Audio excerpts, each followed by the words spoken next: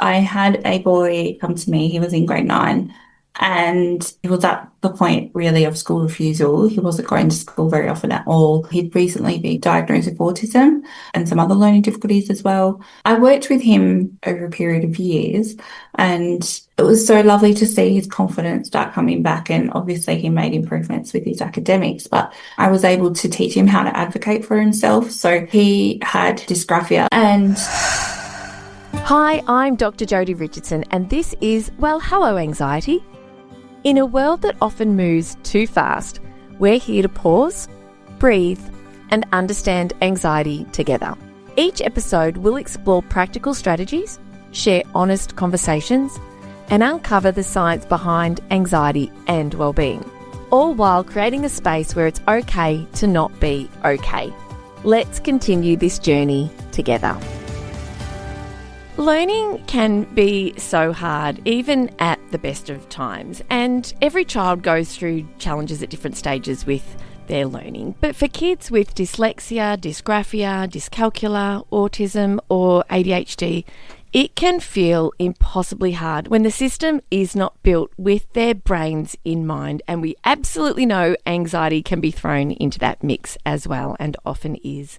Today's guest has made it her mission to change that, and I'm so delighted because we are joined today by Emily Fogg. Now, Emily is the founder of Wise Owl Education. She is a teacher, an education specialist, and she has over 15 years' experience across classroom teaching, specialist intervention, and school leadership. And she is, as you will hear when we're having our conversation, a fierce advocate for students who learn differently. So a huge and a very warm welcome to you, Emily.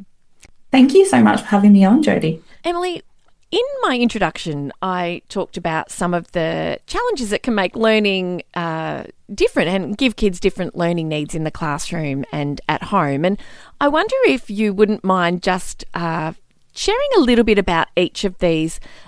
We talked about dyslexia, dysgraphia, dyscalculia, autism and ADHD, just for families or parents or teachers or anyone listening who might have heard of one or two. Maybe dyslexia might be something they're familiar with, but maybe dyscalculia isn't something they've heard of before. So if you could give us a quick overview of each. I know that we could go a mile deep discussing each of these, so I'm challenging you here, I know, but I think the listeners would really appreciate just kind of getting a bit more of an idea about how what each of these means and kind of how it can impact learning for the child that's finding that a challenge.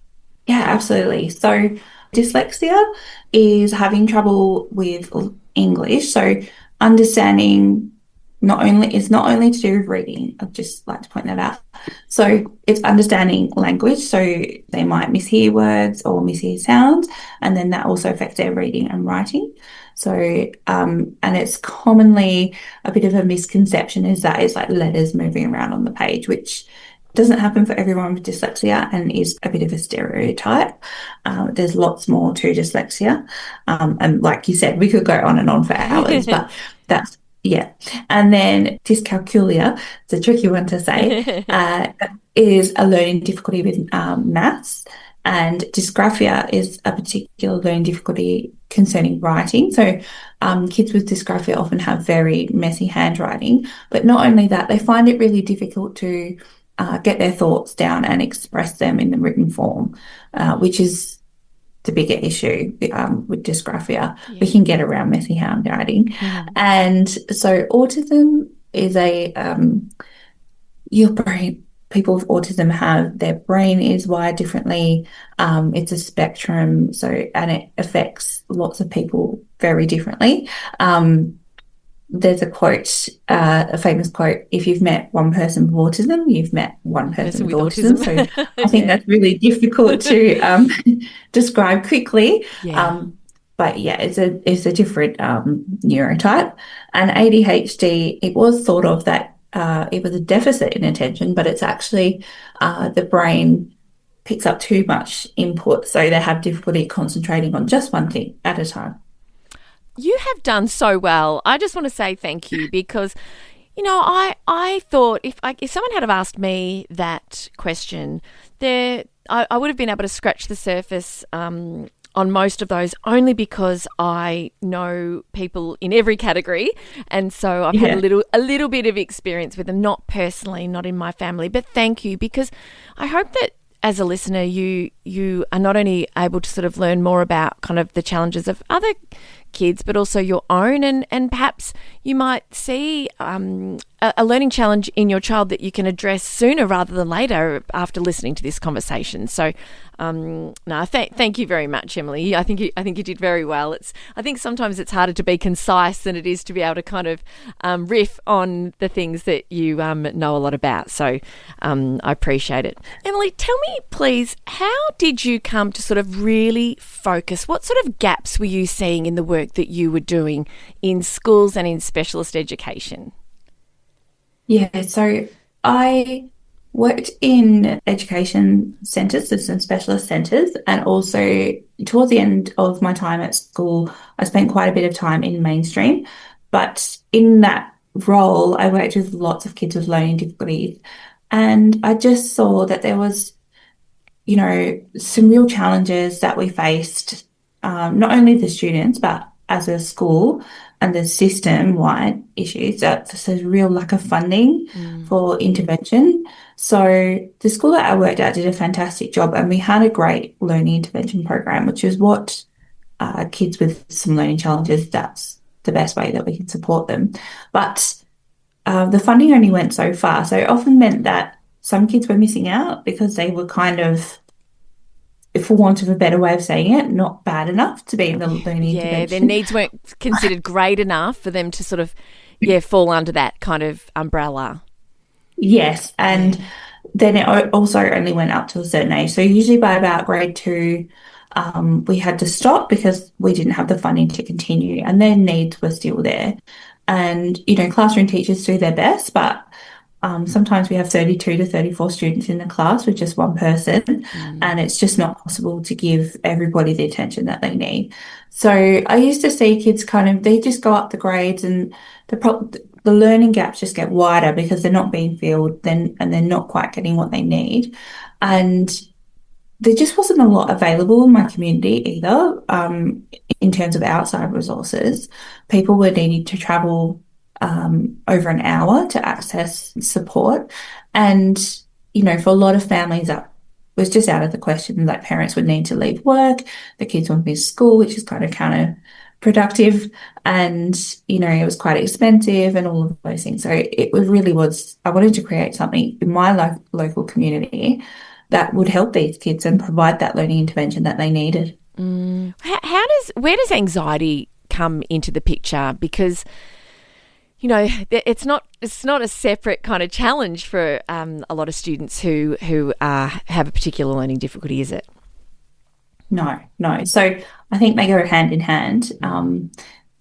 Kids with learning difficulties are often very anxious about school.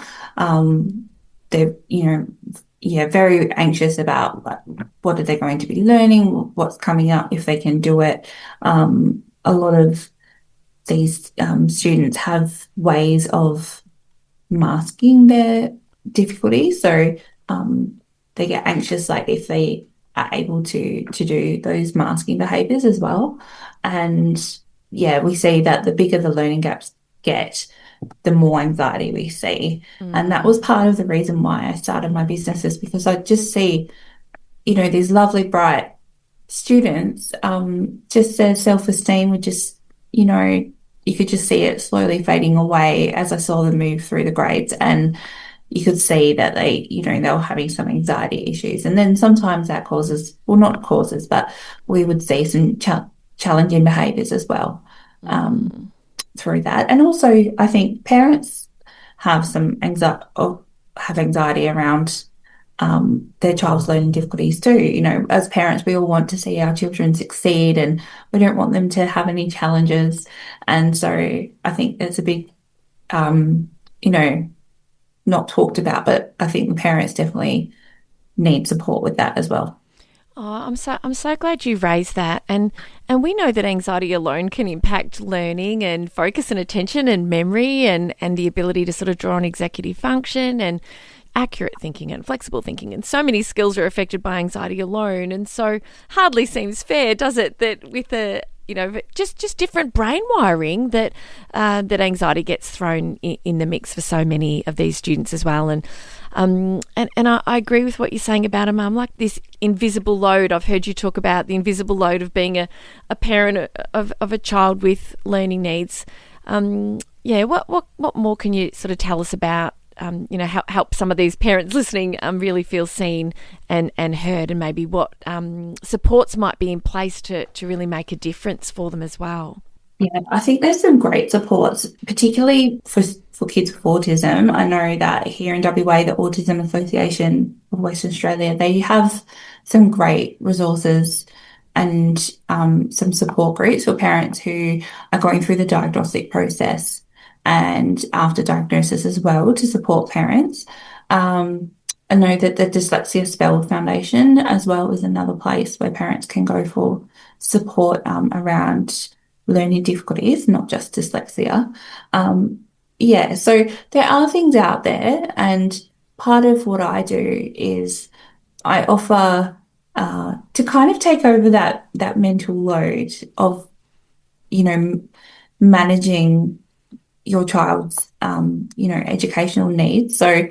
I really try to support the parents and, take over all that communication between the different allied health professionals, school, get everybody on the same page so that we're all working together for the best outcomes.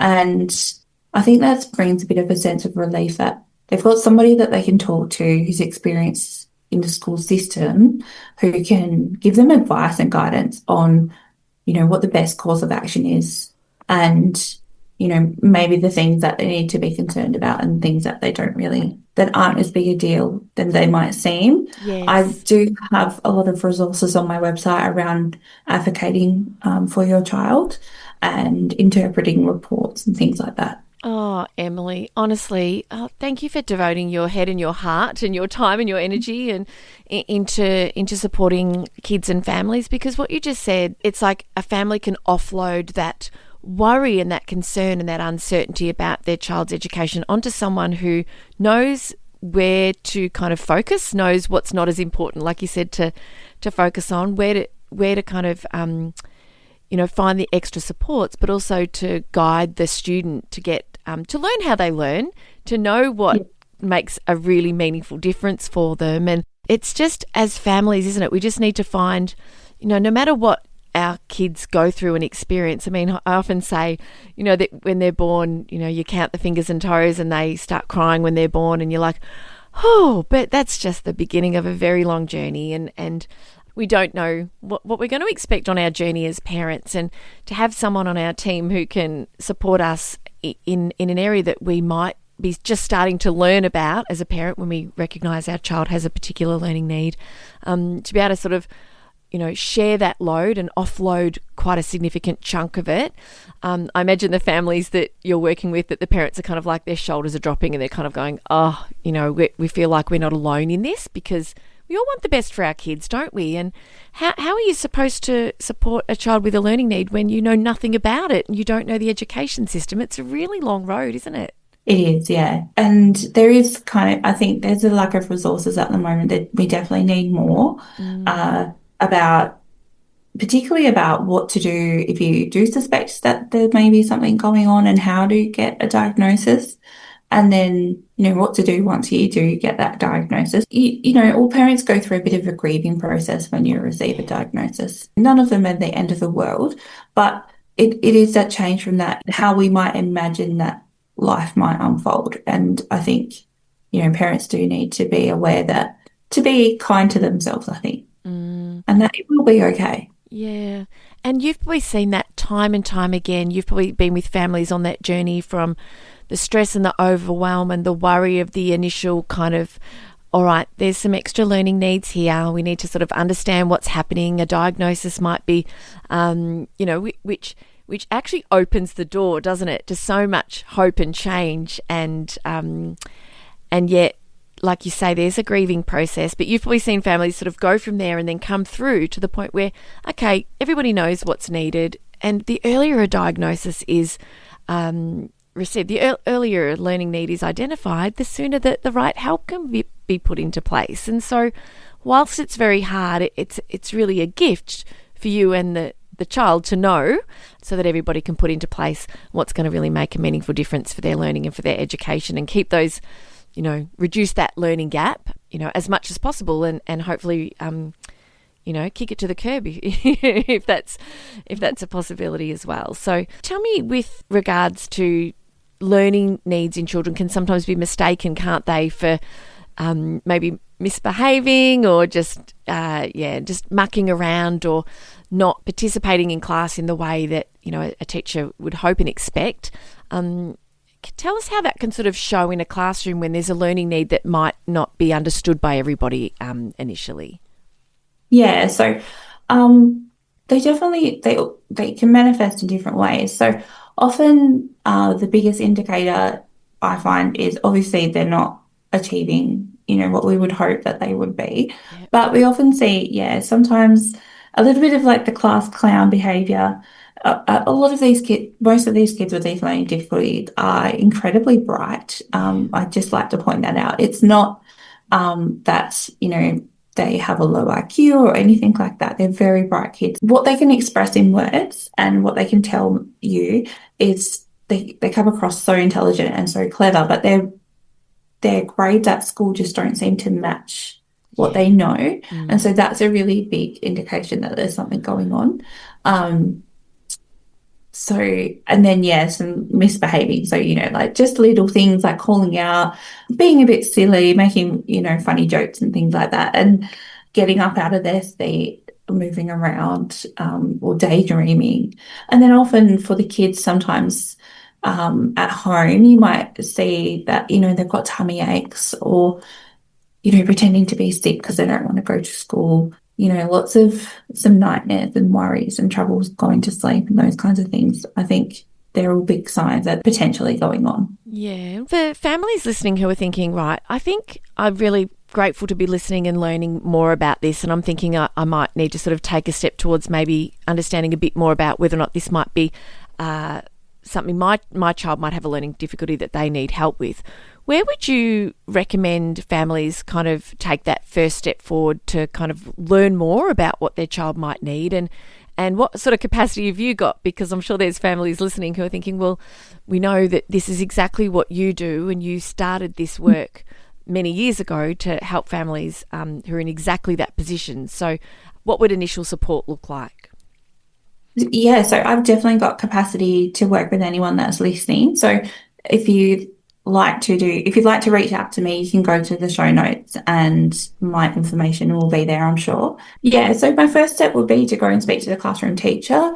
I've got some information about best ways to advocate for your child. So, and I recommend you go and read that if you have the time. So, but yeah, definitely let the teacher know that you'd like a meeting and what your concerns are.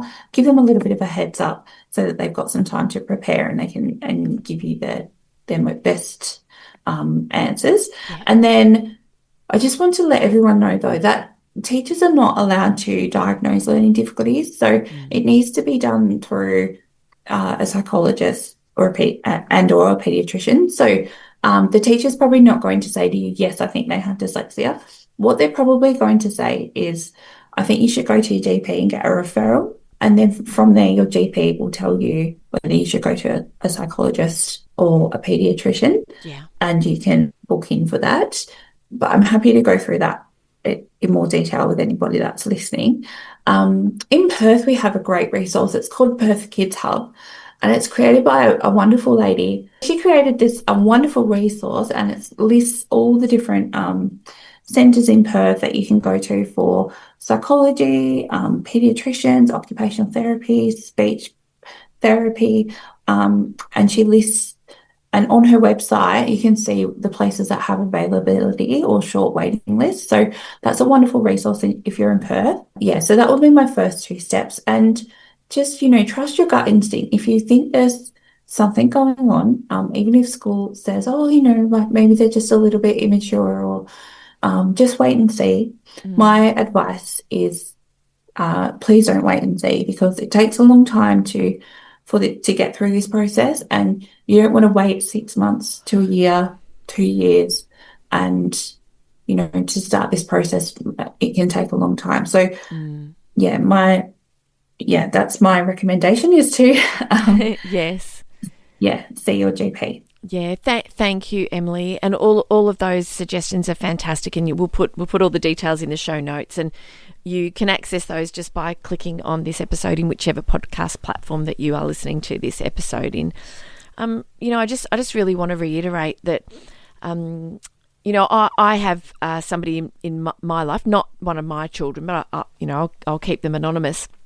And they're working full time now and absolutely thriving. But were diagnosed in early high school with dysgraphia, and so, as you said, that it's not just about sort of the messy handwriting. It's about kind of the being able to sort of take thoughts and ideas and then sort of transfer them into the written word, and so much more to it. And I know that sometimes parents sort of wonder about getting a diagnosis and what that means, and whether or not to talk to the student about it. And I just know in this one case study of one, which is not scientific research, but just that having the understanding of, I learn differently. This is how I learn.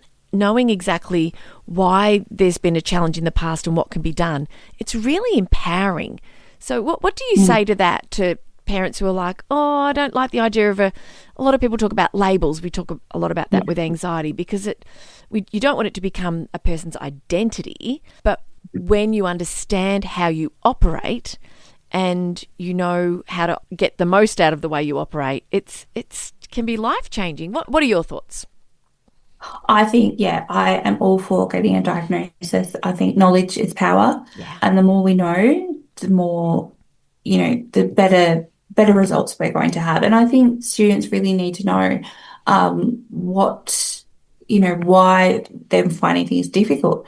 If students don't get told, you have dyslexia or you have this, they just think they're dumb. Yeah. And we don't want our kids to think they're dumb or they're lazy or they're somehow inferior to other people.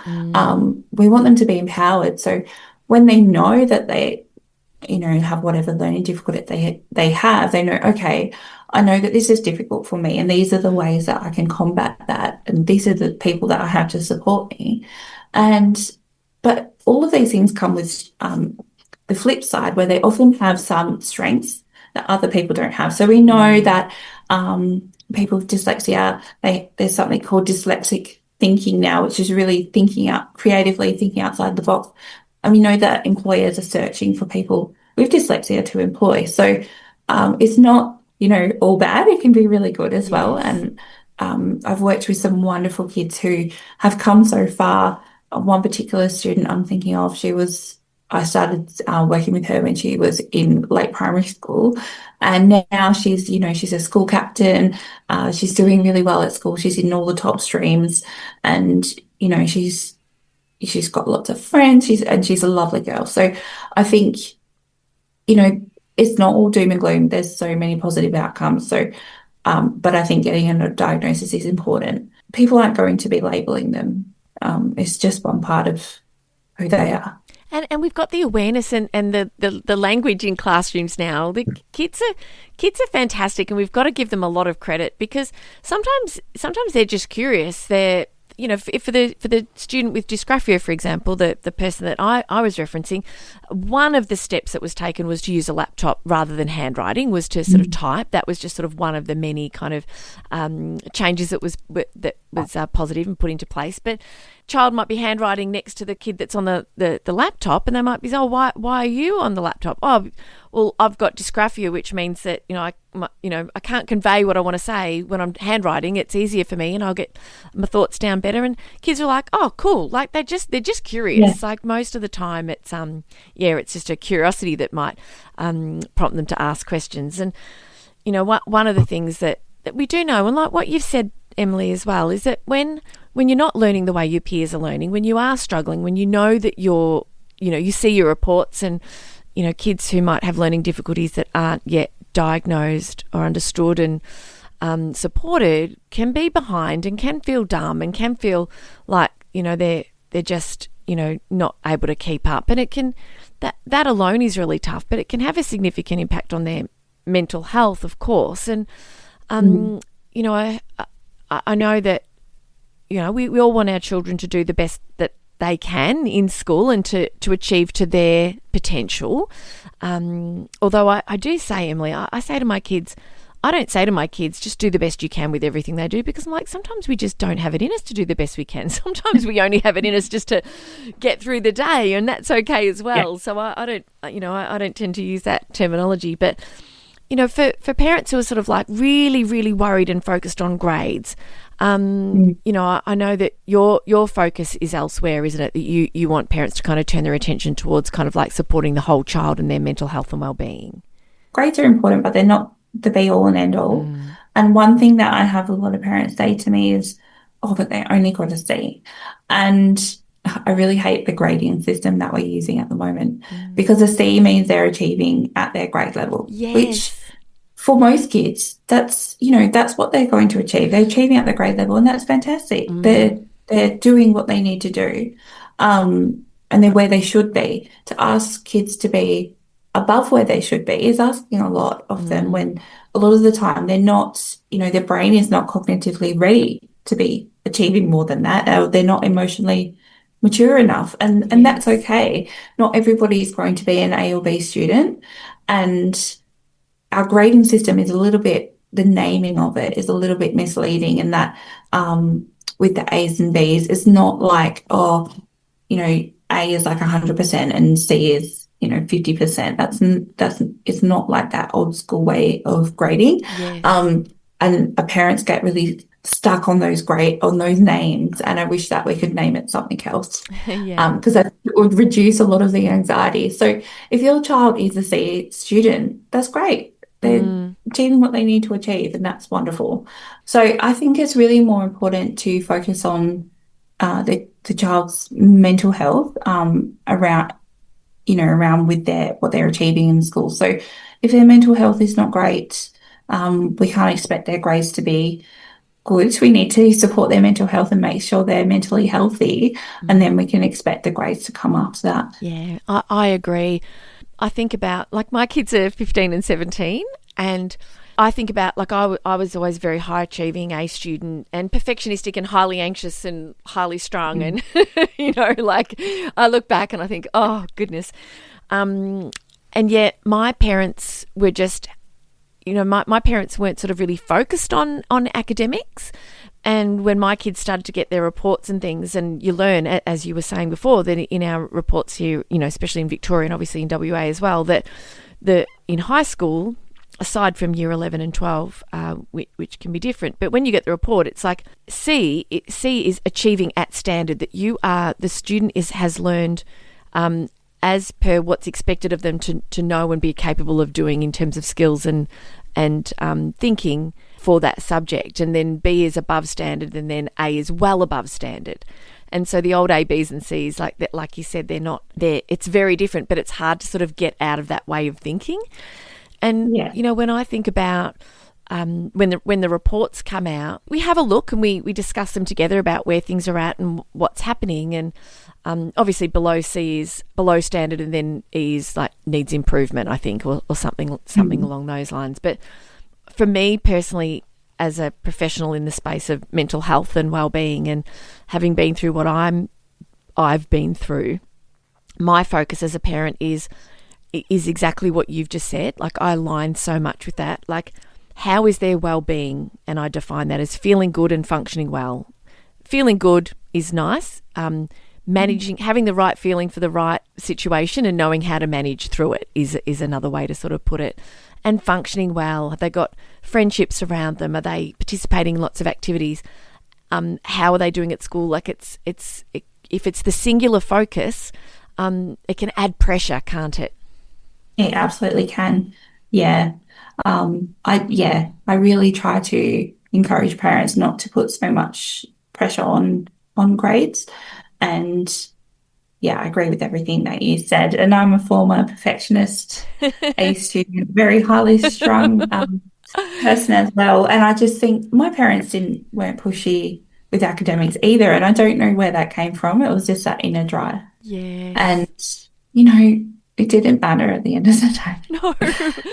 No. Look, that's the thing that, and I've been in schools around the country, Emily, and talking to teachers and parents about anxiety and we know that the more pressure a student feels, whether it's self-imposed as we did for ourselves, or whether it's coming from somewhere outside of them, that it actually can reduce the likelihood of doing well. And so, yeah, it's probably a conversation that's taking us a little bit off track. But I think that I think it's really important because obviously when you're working with a lot of families with the students have learning difficulties and challenges, and then all of a sudden you're like the angel that steps in and can sort of make a really positive difference. And so I think the better way to look at things is, where are we tracking? Like, how is the reading, the writing, the mathematics, the comprehension, how is all of that tracking? And are the strategies that are being putting into place and the tools making a positive difference? And is it making learning feel more comfortable and less stressful for the student? Is that a reasonable kind of way to look at it? Yeah, that's exactly what I do. So I always recommend, and if you talk to any teacher, they would agree, is that when a student comes to me for tutoring, we I'll do an assessment with them to see where they're at and chat with them and get a gauge of how they're feeling about themselves as well as how they're going academically.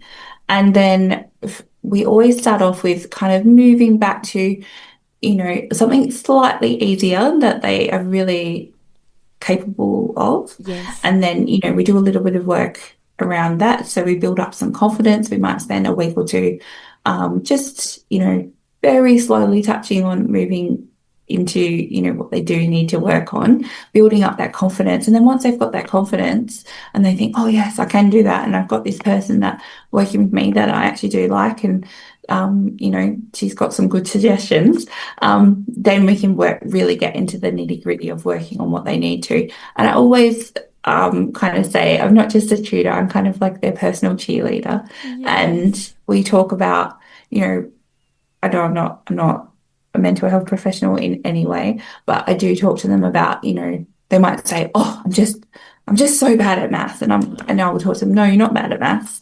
You've just missed out on some of the key concepts because, you do have this learning difficulty, or maybe, whatever it is for whatever reason. I said, and we talk about that.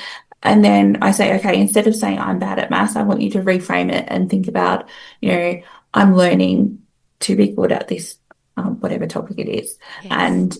And I talk to them about that, and being able to reframe some of their opinions and the way that they talk to themselves is really important. I couldn't agree more. To the person listening who thinks, well, I'm no good at cooking, or I don't know how to fix things, or I don't know how to build things, it's like, you haven't learned how to do it.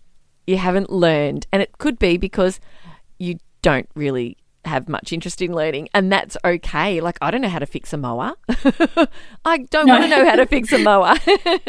And so I think that we can be really hard on ourselves as adults, and kids obviously can be, but it's good if they can voice that. If you catch them saying that, it's like, well, no, you just haven't learned what you need to learn to be able to do what you need to do, and that's why you're there. And so I can see you, Emily, just being such a gift in the lives of these kids and families, just because I know, if I was a parent in a situation with a child that needed someone, it's not just about, okay, where is the difficulty? What's the solution? It's you're looking at the whole child and you're helping to support them to build more confidence in their learning.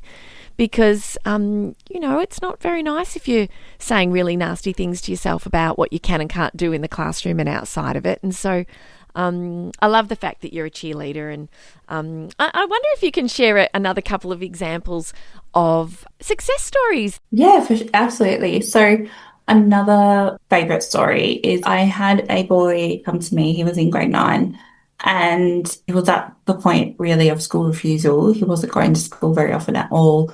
He'd recently been diagnosed with autism and some other learning difficulties as well. I worked with him over a period of years, and it was so lovely to see his confidence start coming back. And obviously, he made improvements with his academics, but I was able to teach him how to advocate for himself. So he had dysgraphia, and he was able to go to school and advocate for that for himself, which was really great, and tell his teachers nicely Yeah. what he needed. So we used to talk a lot about how to be respectful as well when we're asking for what we need. And yeah, so by the end of the time that we were working together, he was back at school. He was going to school full time. He'd made some friends. He was keeping up in class, and that was just so wonderful to see. Yeah. Oh my goodness.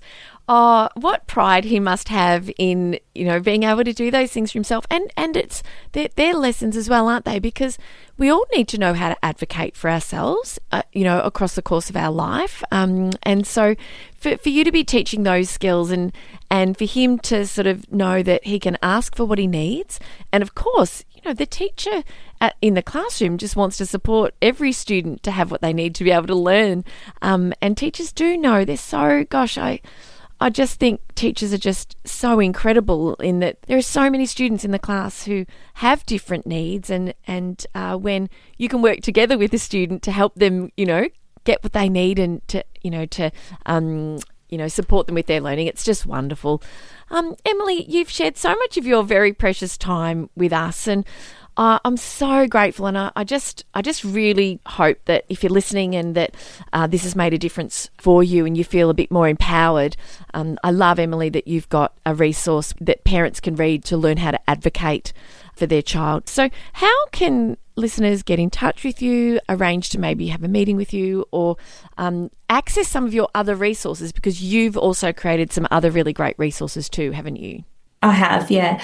One of the questions I get asked the most is, how can I teach my child to read? And it's really not a simple answer to that. So I have created a course for parents. It's called Ready, Set, Read, and it supports you to help your child learn to read at home using the science of reading. So that's on my website.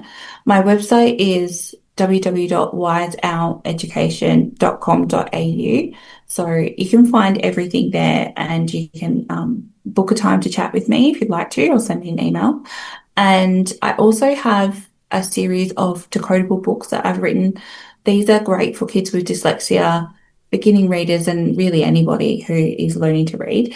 So they're a great resource for anyone who wants some interesting books for their kids. Yes. And you can obviously find out more about my tutoring services there as well. Oh, fantastic. Thank you. Emily, thank you so much. You've got such a heart for the work that you do, and I know that you are making such a difference in the lives of not only the students and children, but the families as well, because gosh, every family, we need a village, and you are a very special member of lots of villages. I know it. So thank you for sharing some of your time with me and for the work that you do. And I really appreciate you, supporting us today and supporting the families that are listening and the teachers as well. So thank you. Thank you, Jodi. Thanks so much for having me on today. Thank you for sharing this time with me on Well, Hello Anxiety. Remember, understanding anxiety is the first step to managing it. Until next time, be gentle with yourself. Take things one moment at a time. Focus on what you can control and know that you are not alone on this journey. If you found value in today's episode, please share it with someone who might need to hear it too. I'm Dr Jodi Richardson, and I'll meet you right back here next week.